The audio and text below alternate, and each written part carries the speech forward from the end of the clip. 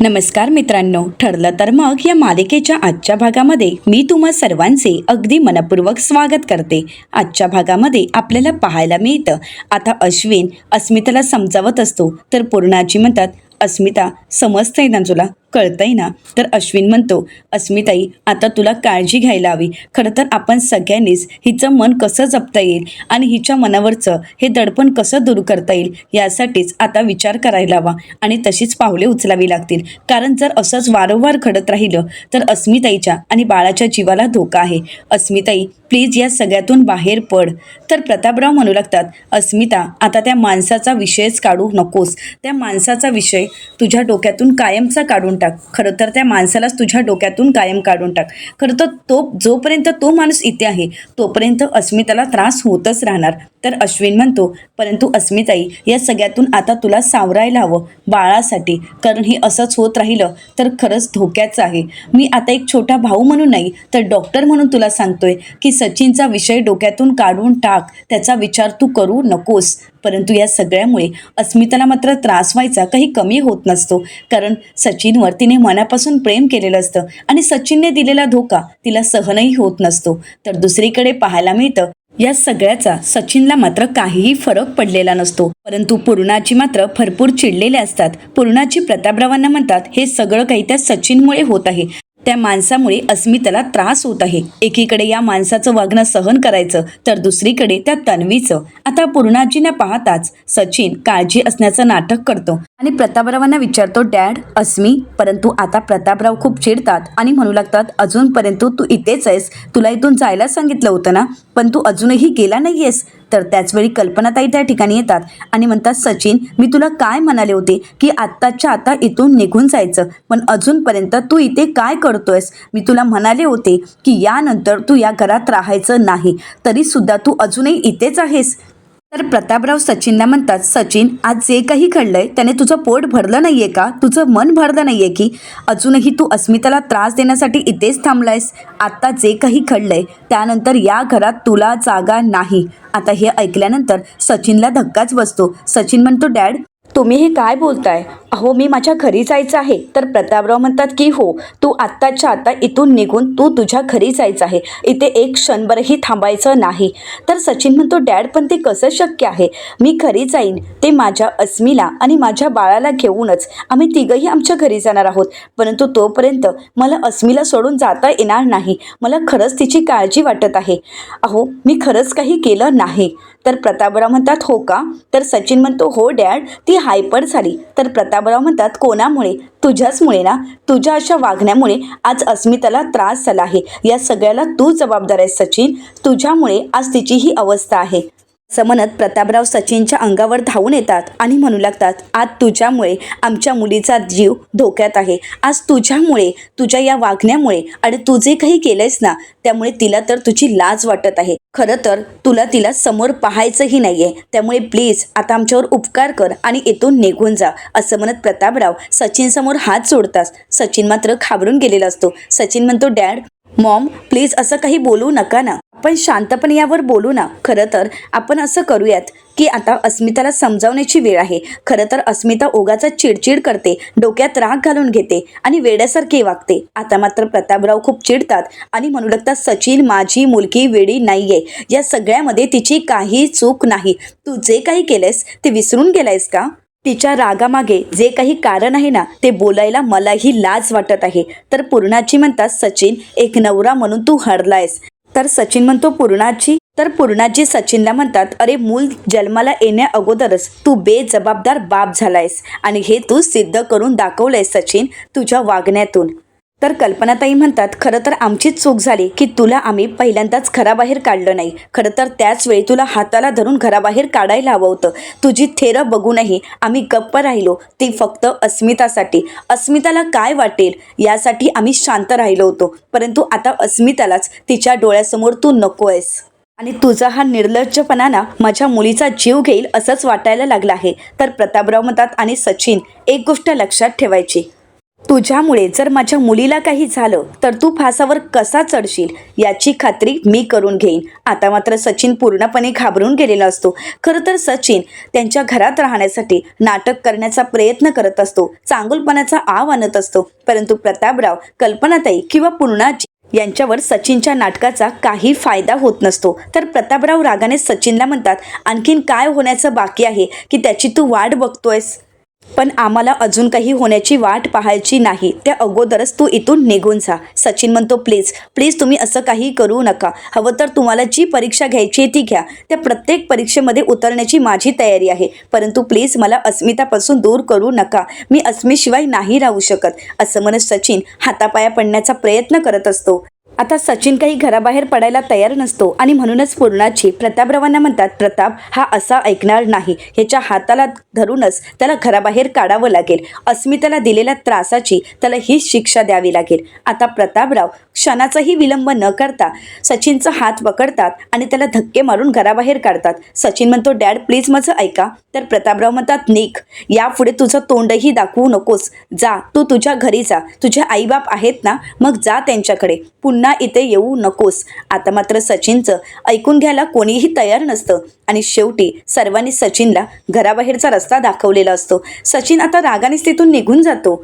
तर दुसरीकडे पाहायला मिळतं, अर्जुन, सायली आणि पोलिसांची टीम आता सुमन काकूंच्या शोधात असतात आणि त्याचवेळी अर्जुनला कल्पनाताईंचा फोन आलेला असतो. अर्जुन म्हणतो, मम्माचा फोन. आता इन्स्पेक्टर साहेबांची परवानगी घेऊन अर्जुन फोन उचलतो. तर अर्जुन म्हणतो, हॅलो मम्मा, बोल ना. तर कल्पनाताई म्हणतात, अर्जुन. तर अर्जुन म्हणतो, काय झाले मम्मा, तुझा आवाज असा काय येत आहे, काय घडलंय नक्की? तर कल्पनाताई म्हणतात, आज पुन्हा एकदा अस्मिता आणि सचिनची वादावादी झाली आणि त्यामध्ये सचिनचा अस्मिताला धक्का लागला. ती खाली पडली आणि आता तिची तब्येत पुन्हा एकदा खालावली आहे. तिची तब्येत एवढी खराब झाली आहे की आम्हा सगळ्यांनाच तिची काळजी वाटत आहे. तर आता अर्जुन म्हणू लागतो, बस झालं, सचिनचे हे नखरे यापुढे खपवून घेतले जाणार नाहीत.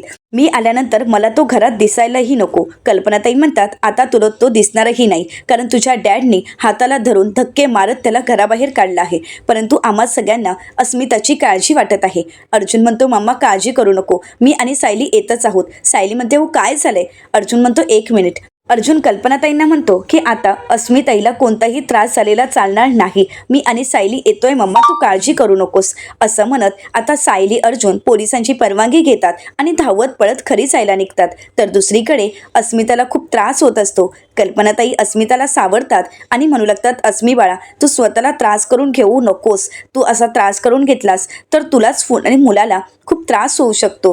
त्यामुळे तुझ्या बाळाला धोका निर्माण होऊ शकतो. अस्मिता बाळा, तू डोळे बंद कर आणि थोडे वेळ शांत पडून राहा बरं. अस्मिताला मात्र काहीच सहन होत नसतं. जे काही सचिनचं वागणं असतं त्यामुळे अस्मिता पूर्णपणे बिथरून गेलेली असते आणि यामुळेच सगळ्यांना खूप काळजी वाटत असते. आणि आता धावत पळत सायली, अर्जुन सुद्धा घरी पोचलेले असतात. घरी येऊन पाहतात तर सर्वांची ती अवस्था, सर्वजण अस्मिताच्या काळजीत असतात आणि हे सगळं काही शांतपणा पाहून सायली, अर्जुनला खूप वाईट वाटतं. कल्पनाताई रडत असतात. आता सायली किचनमध्ये जाते, कल्पनाताईंना सावरते आणि म्हणू लागते, आई प्लीज तुम्ही रडू नका, तुम्ही स्वतःला सावरा. आता अस्मिताताई ठीक आहेत ना, मग तुम्ही एवढी काळजी का करताय? कल्पनाताई रडतच म्हणतात, सायली, माझ्या पोरीच्या नशिबात काय दिलंय मला काहीच कळत नाही. या दिवसात तिच्या चेहऱ्यावर आनंद असायला हवा, परंतु सचिनने तिच्या चेहऱ्यावरचा आनंदच हिरावून घेतला आहे. आज माझ्या अस्मिताला मला खुश ठेवायचं होतं, तिला आनंदात पाहायचं होतं, परंतु या सचिनने तिच्या आयुष्यात एवढा काही अंधार निर्माण केला आहे, एवढं मोठं वादळ आणलं आहे की तिच्या चेहऱ्यावरचं हसूच निघून गेलंय ग. मला खरंच अस्मिताची खूप काळजी वाटत आहे. तर आता अर्जुन म्हणू लागतो, डॅड बरं झालं, मी येणे अगोदरच तुम्ही त्या सचिनला घराबाहेर काढलं. मी असताना जर तो इथे असला असता ना तर आता मी त्याचा जीव घेतला असता.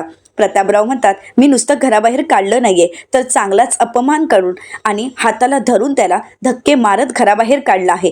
खरं तर माझ्या मुलीला त्याने जो काही त्रास दिला त्यापुढे हे तर काहीच नाहीये, परंतु हे सगळं काही एक बाप म्हणून मी अगोदरच करायला हवं होतं. हे सगळं काही करायला मला असं वाटतंय की खरंच खूप उशीर झाला. तर आता पूर्णाजी म्हणू लागतात, खरं सांगायचं तर या सगळ्यामध्ये अस्मिता भरडली जात आहे. तिचे आता दिवसही भरत आले आहेत आणि अशा अवस्थेत तिची तब्येतही खालवत चालली आहे. काय करावं काहीच कळत नाहीये. काही करून या सगळ्यातून अस्मिताला आपल्याला सावरायला हवं. तर आता अर्जुन कल्पनाताईंना म्हणतो, मम्मा आता अस्मिताताई तिच्या रूममध्येच आराम करत असेल ना? तर कल्पनाताई म्हणतात, आत्ता कुठे तिला बरं वाटतंय. ती अजूनपर्यंत फक्त सचिनचा विचार करत होती, परंतु आता अश्विनने तिला इंजेक्शन दिले आहेत आणि त्यामुळे तिला शांत झोप लागली आहे. परंतु उठल्यानंतर पुन्हा एकदा तिच्या डोळ्यासमोर तोच विषय असेल. तर सायली कल्पनाताईंना सावरते. कल्पनाताईंना अश्रू अनावर होत असतात. सायली म्हणते, आई तुम्ही सुद्धा जाऊन थोडा आराम करा. जेवण झाल्यानंतर मी तुम्हाला आवाज देईन. परंतु आई तुम्ही एवढी काळजी करू नका, सगळं काही ठीक होईल. कल्पनाताई सायलीला म्हणतात, सायली अस्मिताला काही होणार तर नाही ना गं? तिचं बाळंतपण सुखरूप होईल ना गं? सगळं काही ठीक होईल ना? सायली म्हणते, आई तुम्ही काळजी करू नका, सगळं काही ठीक होणार आहे. आपण सर्वजण आहोत ना अस्मिताईंसोबत, मग काहीही होणार नाही. तुम्ही एवढा विचार नका करू. एकदा का त्यांचं बाळ तुमच्या मांडीवर खेळू लागलं ना की तुम्ही सगळं काही विसरून जाल आणि अस्मिताताईंच्या चेहऱ्यावरचं सुद्धा हसू पुन्हा येईल. नका काळजी करू. तर पूर्णाजी देवाला हात जोडत म्हणतात, असंच होऊ देत. अस्मिताचं सुख तिला पुन्हा मिळू देत. तर सायली कल्पनाताईंना म्हणते, आई तुम्ही शांत व्हा आणि जाऊन आराम करा. अस्मिताताईंना काही लागलं तर मी आहे इथे. आता कल्पनाताई सुद्धा त्यांच्या रूममध्ये निघून जातात. परंतु इकडे सायली अर्जुनला मात्र घरातील सर्वांची आणि सगळ्यात जास्त अस्मिताची काळजी वाटत असते. तर दुसरीकडे पाहायला मिळतं किल्लेदारांच्या घरी आता इकडे रविराज सर आणि प्रतिमा आत्या या दोघांनाही सुमन काकूंची काळजी वाटत असते. तर रविराज सर म्हणू लागतात, आज सुमन अजूनही घरी आली नाहीये, तिचा काही पत्ता नाहीये आणि तरीसुद्धा या नागराजला मात्र काहीच फरक पडत नाहीये. हा नक्की कुठे उंडरायला गेलाय ना, मला तर काहीच कळत नाही. तर प्रतिमा आत्या म्हणतात, मी तर भाऊजींचा विचारही करत नाही. भाऊजींना कुठे जायचंय ना तिथे जाऊ देत. मला तर त्यांच्याशी काही देणं घेणंही नाही. परंतु मला सुमनची काळजी आहे. सुमन अजूनपर्यंत घरी आली नाहीये. कुठे असेल ती? मला तर खरंच तिची काळजी वाटत आहे. अजूनपर्यंत तिचा काहीच पत्ता लागलेला नाहीये. आणि त्याचवेळी नागराज काका घरी आलेले असतात. आता प्रतिमा आत्या आणि रविराज सर या दोघांनाही पाहून नागराज काका मनाशीच म्हणतात, ही दोन मांजरं मला आडवी जाणार, हजार प्रश्न विचारणार. आणि त्याचवेळी रविराज सर नागराज काकांना पाहतात आणि म्हणतात, नागराज तू? आता नागराज काका चालतानाच तोल जाण्याचं नाटक करतात. रविराज सर म्हणतात, नागराज तू दारू पिऊन आलायस? नागराज काका म्हणतात, मग काय करू सांग ना दादा. अरे माझी सुमन इथे नाहीये. सुमनचा काहीच पत्ता लागत नाहीये. ती कुठे गेली आहे, ती कशी आहे, मला काहीच कळत नाही. मग मी काय करू सांग ना दादा, मला सुमनची काळजी वाटत आहे. असं म्हणत नागराज काका आता रविराज सरांचे हात धरतात आणि म्हणू लागतात, दादा अरे प्लीज माझ्या सुमनला शोध ना, मी तर एकटा पडलोय. आता मात्र रविराज सर रागानेच नागराज काकांचे हात झिंकारून लावतात आणि म्हणतात, नागराज तुला काय वाटतंय रे? तू दारू पिलीस तर सुमन परत येणार आहे का? तुझी ही नाटकं बंद कर. तर प्रतिमा त्या नागराज काकांना म्हणू लागतात, भाऊजी या अगोदरच तुम्ही सुमनशी नीट वागला असताना तर आज ही वेळ आलीच नसती. तर नागराज काका नाटक करत म्हणतात, वहिनी तुम्हाला काय वाटतंय, मी एवढा त्रास दिलाय का सुमनला? असं जर वाटत असेल तर माफ करा मला. असं म्हणत नागराज काका हात जोडण्याचं माफी मागण्याचं नाटक करत असतात. परंतु नागराज काकांच्या अशा या वागण्यामुळे रविराज सर आणि प्रतिमा आत्या या दोघांनाही खूप राग येत असतो. तर दुसरीकडे सुभेदारांच्या घरी आपल्याला पाहायला मिळतं, सायली अर्जुनला अस्मिताची काळजी वाटत असते. अर्जुनची चिडचिड होत असते. सचिनच्या अशा वागण्यामुळे आपल्या बहिणीची झालेली ही अवस्था अर्जुनला पाहवतही नसते. अर्जुनला अस्मिताची काळजी वाटत असते. तर सायली म्हणू लागते की बाबांनी सचिन भाऊजींना घराबाहेर काढलं हे खरंच खूप छान केलं. खरं तर त्यांना घराबाहेर काढण्याची गरज होती. परंतु या सगळ्यामुळे अस्मिताताईंना त्रास होत आहे. अस्मिताताईंची तब्येत खालावत आहे. या सगळ्याचा परिणाम अस्मिताताईंच्या तब्येतीवर होत आहे आणि म्हणूनच अस्मिताताईंची काळजी वाटत आहे. मी तर त्याला जेलमध्येच पाठवलं असतं. खरं तर अस्मिता प्रेग्नंट नसती ना तर मी लगेच पोलिसांना फोन केला असता आणि त्याला पोलिसांच्या हवाली केलं असतं. परंतु मला तसं करता आलं नाही, कारण अस्मिताताईची काळजी वाटत होती. तिच्या या अवस्थेत तिला त्रास होऊ नये असंच वाटत होतं आणि म्हणूनच आत्तापर्यंत मी गप्प राहिलो, शांत राहिलो. अर्जुन खूप चिडलेला असतो. सायली त्याला शांत करते आणि म्हणू लागते, हे बघा तुम्ही शांत व्हा. या सगळ्यातून बाहेर पडण्याची अस्मिताताईंना देवी आई नक्कीच ताकद देईल. ती आहे आपल्या पाठीशी. आणि हो आता तुम्ही शांत झोपा, कारण उद्या सकाळी पुन्हा एकदा आपल्याला सुमन काकूंना शोधायला जायचं आहे. त्याचवेळी अर्जुनच्या लक्षात येतं की आपण या सगळ्या गडबडीत मात्र सुमन काकूंचा शोध थांबवला आहे आणि म्हणूनच अर्जुन सायलीला म्हणतो, सायली तू झोप, आराम कर. मला तर झोप नाही लागणार, कारण माझी झोप उडाली आहे. असं म्हणत अर्जुन आता त्यांनी तयार केलेल्या त्या बोर्डच्या तिथे येतो आणि सगळे खुलासे, कुठले धागे कुठपर्यंत जोडले जातात हे सगळे काही पुन्हा एकदा चेक करत असतो. तर दुसरीकडे पाहायला मिळतं नागराज काकांचा तमाशा काही थांबत नसतो. नागराज काका नाटक करत आता रविराज सर आणि प्रतिमा आत्या यांचे पाय धरत म्हणतात, मी तुमच्या पाया पडतो, हवं तर मी तुमची हवी तशी माफी मागायला तयार आहे, पण मला असं दूर नका करू, मला अंतर नका देऊ, वहिनी मला असं दूर नको करूस, दादा अरे मला दूर नको करूस, असं म्हणत ते पाया पडत असतात. त्यांची माफी मागण्याचं नाटक करत असतात. आज तुम्ही मला असं दूर लोटत आहात, लहानपणीच माझे आई बाबा गेलेत, मी एकटा पडलो आहे, असं म्हणत नागराज काका रडण्याचं नाटक करत असतात. रविराज सरांचा विश्वास जिंकण्याचा आणि त्यांना आपली दया यावी यासाठी हे सगळं काही नाटक चालू असतं. परंतु रविराज सरांना मात्र नागराज काकांचं वागणं अजिबातच आवडलेलं नसतं. तर नागराज काका नाटक करत म्हणतात, वहिनी तुला माहीत नसेल, परंतु हा दादा एकटा होता की ज्याने मला सांभाळलं, ज्याने मला लहानाचं मोठं केलं, मला कधीच काही कमी पडू दिलं नाही, सोबत माझ्या कायम असायचा. आणि आता हाच दादा मला तोडत आहे, मला दूर लोटत आहे. नाही दादा, असं दूर लोटू नकोस, तुझा हा नागराज एकटा पडला आहे, असं म्हणत नागराज काका रविराज सरांना मनवण्याचा प्रयत्न करत असतात. तर रविराज सर नागराज काकांना म्हणतात, नागराज तू जर असाच वागत राहिलास तर तुझ्यासोबत नातं तरी कसं ठेवणार नागराज, अरे मला तुझ्यासोबत नातं ठेवायची ही लाज वाटत आहे. आता मात्र नागराज काका रविराज सरांचा हात धरतात आणि म्हणतात, दादा प्लीज मला माफ कर, मी तुला प्रॉमिस करतो मी असं परत कधीच करणार नाही, मी असं परत कधीच वागणार नाही. सुमन परत आली ना की मी नाही तिला त्रास देणार, नाही तिला छळणार, नाही मी तिला मारणार, मी खरंच तुम्हाला प्रॉमिस करतो, पण माझी सुमन परत येऊ देत, असं म्हणत नागराज काका हे सगळं काही नाटक करत असतात की जेणेकरून काही झालं तरी आपल्यावर संशय यायला नको. नागराज काका पुढे म्हणतात, मी दादा खरं सांगू का, माझ्या सुमनला मी फुलासारखं जपेन, मी तिला कधीच माझ्यापासून अंतर देणार नाही, कधीच तिला त्रास देणार नाही, पण त्यासाठी ती यायला तरी हवे ना. सुमन अगं कुठे आहेस तू, सुमन ये ना गं परत, असं म्हणत नागराज काका रडण्याचं नाटक करतात आणि हळूवार त्या दोघांचीही दिशाभूल करत आपल्या रूमच्या दिशेने निघून जातात. तर दुसरीकडे अर्जुन या सगळ्याचा विचार करत असतो. आता सायली सुद्धा अर्जुनसोबत जागी असते. जे काही घडलं आहे त्या सगळ्याचा ते दोघंही पुन्हा एकदा विचार करतात, सगळे धागेदोरे पुन्हा एकदा जुळवण्याचा प्रयत्न करतात. आता सायली अर्जुनला विचारते, काही नवीन दिसतंय का, काही नवीन धागे जुळतायत का. तर अर्जुन म्हणतो, सुमन काकूंच्या लास्ट लोकेशनपर्यंत आपण पोहोचलो तरी सुद्धा तिचा काहीच पत्ता लागला नाही, तिचा फोन सुद्धा स्विच ऑफ आहे, हाती तर काहीच येत नाहीये, कुठे असेल ती काहीच कळत नाहीये. तर त्यानंतर आता सायली म्हणू लागते, मुळात एक गोष्ट मला कळत नाहीये की सुमन काकू स्वतः गेली आहे की कोणीतरी तिला घेऊन गेला आहे. आता मात्र अर्जुन या गोष्टीचा विचार करू लागतो. तर सायली अर्जुनला म्हणते, म्हणजे बघा ना, आपण घराबाहेर पडलो त्या अगोदरच नागराज काका घराबाहेर पडलेत.